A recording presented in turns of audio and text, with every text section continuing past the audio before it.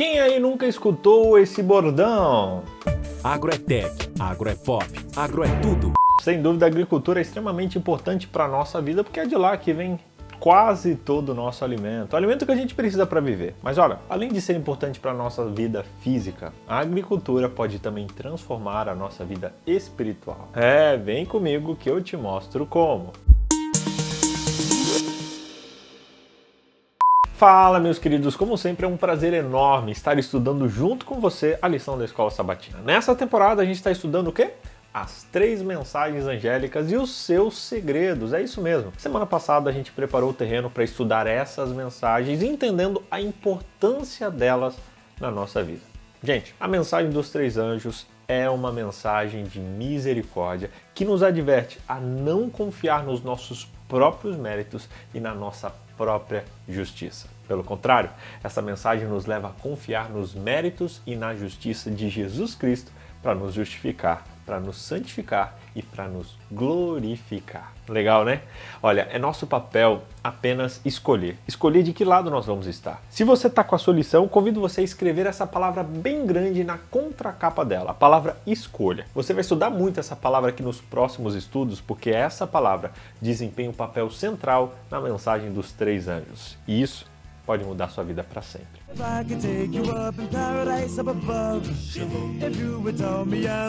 O princípio de semear e colher é comum em toda a Bíblia, porque é algo com o qual a humanidade pode se relacionar, pode entender. A prática de trabalhar o solo para obter uma colheita é quase tão antiga quanto a própria humanidade. Parte da maldição de Adão era que o solo traria espinhos e cardos em resposta ao seu trabalho, e que no suor do rosto comerás o teu pão, até que tornes a terra, pois dela foste formado, porque tu és pó, e ao pó tornarás. Várias vezes Jesus usou ilustrações retiradas da agricultura.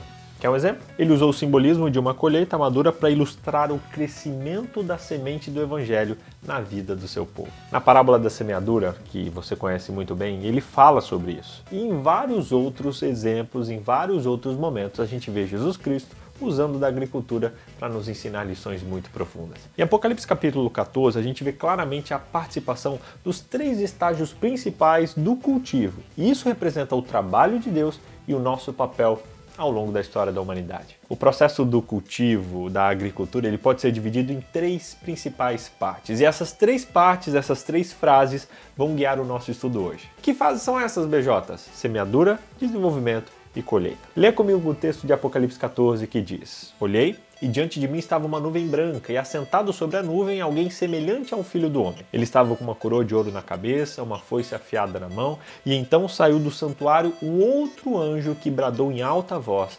aquele que estava assentado sobre a nuvem: Tome a sua foice e faça a colheita, pois a safra da terra está madura. Chegou a hora de colher. Assim que ele estava sentado sobre a nuvem, passou sua foice pela terra e a terra foi ceifada. Um outro anjo saiu do santuário do céu, trazendo também uma foice afiada. E ainda outro anjo, que tem autoridade sobre o fogo, saiu do altar e bradou em alta voz, aquele que tinha a foice afiada, dizendo: Tome a sua foice afiada e ajunte os cachos de uva da videira da terra, porque as suas uvas estão maduras. O texto continua dizendo que o anjo passou a foice pela terra, ajuntou as uvas e as lançou no grande lagar da ira de Deus. Elas foram pisadas no lagar fora da cidade e correu sangue do lagar, chegando ao nível dos freios dos cavalos, numa distância de cerca de 300 quilômetros. Sabe, Apocalipse 14, verso 14 a 20, descreve isso. Observe que aqui é dito para que o Filho do Homem, que é Jesus, pegue a sua foice e inicie uma colheita. Colheita de quê, BJ? A colheita aqui representa o juízo que vai acontecer quando Jesus Cristo voltar a essa terra. Nesse momento ele vai colher aqueles que lhe pertencem e logo depois os que não forem colhidos por Jesus serão também colhidos. Mas de acordo com o texto, eles serão lançados no lagar da ira de Deus. Lagar é o lugar onde se pisa a uva e é naquele lugar onde eles serão lançados, representativamente significando o seu fim naquele momento. Só que antes da gente falar da colheita, a gente precisa falar da semeadura, não é mesmo? Para que os frutos estejam prontos para a colheita, primeiro é preciso semear, colocar a semente. Ela é de extrema importância. Vamos falar de semeadura aqui agora. Quem aqui nunca ouviu aquele famoso ditado: você colhe o que você que você planta, o que você semeia. Gente, essa é provavelmente uma referência direta a um dos versículos lá do Novo Testamento que fala sobre isso. Esse versículo está em 2 Coríntios 9, verso 6, que diz: aquele que semeia pouco, pouco também ceifará. Aquele que semeia com fartura, com abundância também ceifará, ou em outras palavras, colherá. Outro texto que fala sobre isso é Gálatas, capítulo 6, verso 7 e verso 8, que diz: não vos enganeis, de Deus não se zomba. Tudo aquilo que o homem semear, isso também ceifará. Porque o que semeia para a sua própria carne, colherá corrupção, mas o que semeia para o Espírito, do Espírito colherá vida eterna. Sabe, como princípio geral, é verdade que semear leva à colheita. E isso, gente, isso é uma lei. Uma lei tanto na agricultura como também nas escolhas da vida também. O que você colhe, você planta. As escolhas que você faz hoje vão definir o futuro que você vai ter. Uau! A semeadura ela tem importantes coisas a nos ensinar. Quando plantada a semente, ela aparentemente não produz nada ali de imediato. Ela parece inofensiva, mas de maneira sutil. A semente ela começa a crescer. De maneira quase que desapercebida, o nosso caráter também cresce, a nossa personalidade ela é transformada com base nas sementes que eu e você estamos plantando na nossa mente no dia de hoje. Eu quero fazer uma pergunta para você. O que você tem plantado na sua mente? O que você tem colocado para dentro da sua terra? Da sua mente. Sabe, as sementes parecem inofensivas, porém elas têm um grande poder, o poder da multiplicação. Uma espiga de milho contém centenas de sementes e talvez milhares ou milhões de sementes que vão surgir daquelas outras sementes. Quando você planta uma única semente, ela se multiplicará em centenas, milhares e talvez milhões de outras sementes. E essas outras sementes vão se tornar outras sementes e assim vai eternamente. Por isso, não arrisque. Não demore para tomar uma decisão de cultivar coisas boas para o espírito e abandonar as sementes da carne. Deus nos chama agora, neste momento, a entregar-lhe a nossa vida. Quanto mais demoramos a responder ao Espírito Santo, mais duro o nosso coração se torna aos sussurros do Espírito Santo de Deus. Você consegue entender isso? Fala, não me diga! O segundo passo que eu quero falar é o crescimento. Falamos da plantação, da semeadura e agora o crescimento. Logo depois que a gente planta a semente, ela vai encontrar um solo fértil e vai começar a desenvolver. Sabe, observe aqui que a mensagem profética de Apocalipse 14 diz que tanto o grão como as uvas estarão plenamente amadurecidos. O amadurecimento ele representa o processo que todos nós vivemos, seja sobre a graça de Deus, seja sobre a vida na carne. Ambos crescem e ambos amadurece. Olha, Ellen White, ela declara no seu livro Parábolas de Jesus a seguinte frase, ela diz assim: a germinação da semente representa o início da vida espiritual e o desenvolvimento da planta é uma bela imagem do crescimento cristão. Assim como acontece lá na natureza, acontece também na graça. Não pode haver vida sem crescimento. A planta precisa crescer ou ela morrerá. Assim como seu crescimento é silencioso e imperceptível, mas constante, assim é o desenvolvimento da vida cristã. A nossa vida pode ser perfeita em cada fase de desenvolvimento, contudo, haverá progresso contínuo se o propósito de Deus se cumprir em nós. Ela termina dizendo que a santificação é uma obra de toda uma vida. E à medida que as nossas oportunidades se multiplicarem, a nossa experiência será ampliada e o nosso conhecimento crescerá. Essa citação é muito poderosa, é muito linda. Eu recomendo você tirar um print disso aí, guardar em algum lugar ou repostar no seu Instagram, porque isso aqui é um convite para o amadurecimento. Gente, de nada adianta uma boa semente que não se desenvolve, que não amadurece, que não cresce na graça. Como Paulo fala em Coríntios, os cristãos precisam amadurecer, deixar de engatinhar na fé para se aprofundar na palavra de Deus.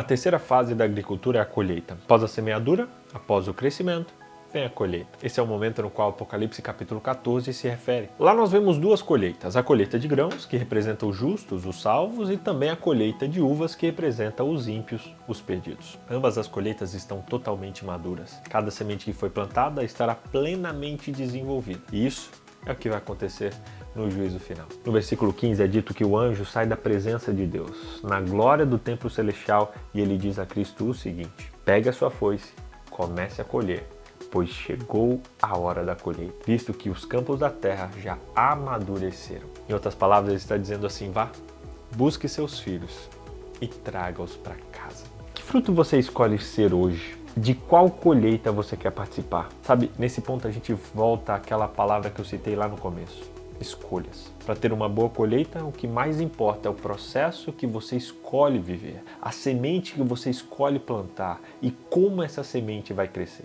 A única forma de ser parte dessa colheita é escolher hoje estar ao lado de Jesus. Essa é a única maneira de vencer. No início do texto dessa semana, João descreve Jesus como alguém semelhante ao Filho do Homem, tendo na cabeça uma coroa de ouro e na mão ali uma foice afiada. O interessante é que no texto original grego, a palavra traduzida como coroa, Stéphanos, a coroa de um vencedor, e representa um atleta, quando ele ganhava uma competição importante e recebia a Stéphanos, uma coroa de honra, uma coroa de glória e de vitória. Escolha o lado vencedor.